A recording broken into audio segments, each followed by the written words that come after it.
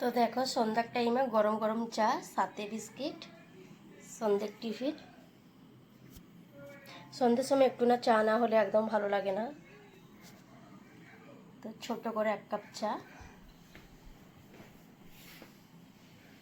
তো দেখো আজকে রাত্রের আমাদের খাবার হচ্ছে মানে সব রকম সবজি দিয়ে পনির, ভেজ পনির, আর সাথে রুটিটা আমি আগেই বানিয়ে নিয়েছি। তো দেখো এখানে রুটি রয়েছে।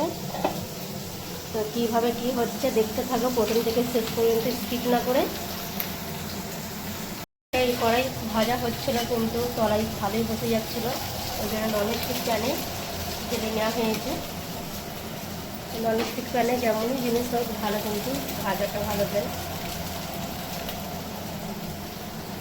প্রচুর গরমও পড়েছে।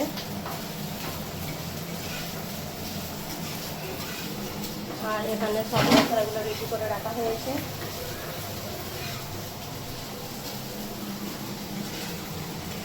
দেখো প্রথমেই কিন্তু অল্প করে তেল দিয়ে সব সবজিগুলো ভালো করে কষে নিচ্ছে। আর এতে কিন্তু টক দই, কাজু বাদাম আর টমেটো একসাথে আমি পেস্ট করে আর সবজির মধ্যে দিলে কিন্তু গ্রেভিটা খুব ভালো হয়।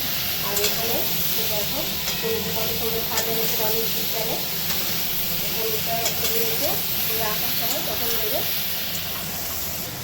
তো দেখো এখানে কাজু বাদাম ভেজে আর পানিতে ভিজিয়ে রাখা হয়েছিল। এখানে টমেটো রয়েছে, টক দই। আমি কিন্তু সব কিছু ব্লেন্ডারের মধ্যে একসাথে দিয়ে ভালো করে ব্লেন্ড করে নেব।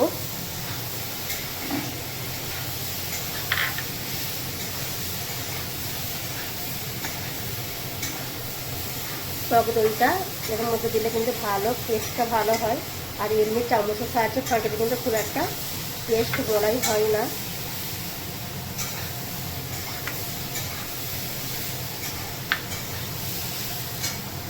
তো আমি হালকা করে কিন্তু আমি গুঁড়িয়ে নিয়েছি, কারণ টক দই টমেটো একসাথে দিলে কিন্তু অনেক সময় পড়ে যায়। তো দেখে নিচ্ছি সব একসাথে ভালোভাবে টেস্ট হয়েছে কিনা। ভালোভাবে কিন্তু টেস্ট হয়নি। আমি অনেকটা হাফ করে নিয়েছি। এটা অনেক সময় হয় ভর্তি হয়ে গেলে আর মেশিনটা চালানোর সঙ্গে সঙ্গে একবার ছিটকে পড়ে যায়। তো দেখো কত সুন্দর পেস্টটা ভালো হয়েছে। এবারে টমেটো করে নিতে।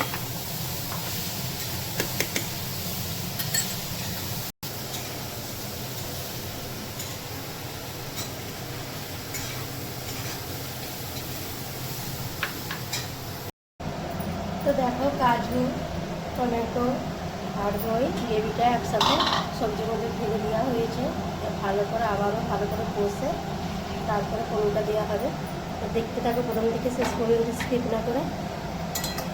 অনলাইন থেকে কিছু মশলার কৌটো অর্ডার করেছিলাম, সেটাই ওপেনিং করে দেখাবো তোমাদের। তো দেখো দেখতে কিন্তু খুব সুন্দর আর ভালোই এসছে, কিন্তু যেটা ফোনে দেখেছিলাম যে মনে হচ্ছিল যে সাইজে বড়, কিন্তু সাইজে খুব একটা বড় নয়, ছোট, কিন্তু জিনিসটা খুব সুন্দর এসছে। তো দেখো অনেক কন্টেনার রয়েছে, সব কিছু রাখা যাবে।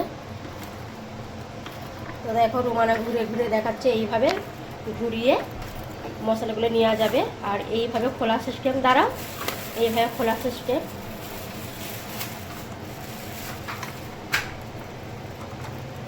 আর এর উপরে কোনো ফুলের টপ ফপ মানে রাখার জন্য সেরকম পজিশন দেওয়া আছে এখানে। কন্টেনারগুলো ভালো করে আমি পরিষ্কার করে নেব কাপড় দিয়ে। রেখে দাও, তুমি পারবে না লাগাতে। তো কেমন হয়েছে অবশ্যই কমেন্ট করে জানাবে। কন্টেনারগুলো আমি ভালো করে পরিষ্কার করে নিচে। এবারে এর মধ্যে সব রকম মশলাগুলো রাখবো, এলাচ, লবঙ্গ, দারচিনি, মৌরি, মানে যা সব থাকে মশলা রান্না করতে সেইগুলোই। আর দেখো এটা কত সুন্দর এসছে র্যাকটা, এইভাবে ঘিরে ঘিরে মশলাগুলো নেওয়ার জন্য। তো দেখো দেখো ভেজ পনিরটা একদম রেডি হয়ে গেছে। দেখো কতটা সুন্দর হয়েছে গ্রেভিটা, একদম গাঢ় গাঢ় গ্রেভি। আর গ্রেভির সঙ্গে আর রুটি কিন্তু ভালোই লাগে খেতে। আর এখানে রুটি রেডি করা হয়েছে। এবার সবাইকে খেতে দেওয়া হবে। তো আমার এই ব্লগটা যদি ভালো লেগে থাকে লাইক শেয়ার কমেন্ট করবে, অবশ্যই চ্যানেলটিকে সাবস্ক্রাইব করে দেবে।